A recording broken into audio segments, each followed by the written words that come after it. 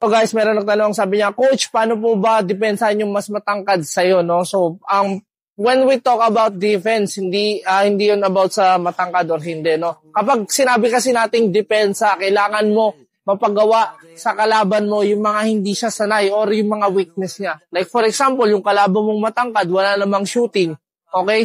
So, hayaan mo na siya sa ibabaw, no? For example, yung strength niya is sa ilalim, no? Kailangan ipaprevent mo siya na makapunta sa ilalim, no? So, kailangan ka talaga mamwersa para hindi siya makapunta sa ilalim.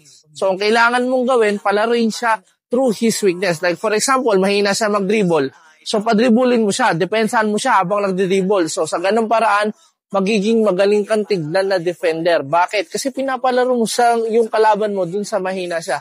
Mahina siya mag-dribble. So, pag nag-dribble siya sa harap mo, lalaki yung chance na ma-steal mo or mag-commit siya ng mistakes. Bakit? Kasi nga, hindi siya sanay doon sa mga ganong bagay, no? So, as a defender, mga idol, no?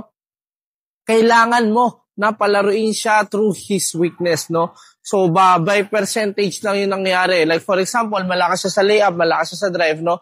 Huwag mo siya pa-drive, no? So, mahina siya sa jump shot. So, pa-jump shot mo siya lang pa-jump shot, no? So, ganun maglaro ng defense, no?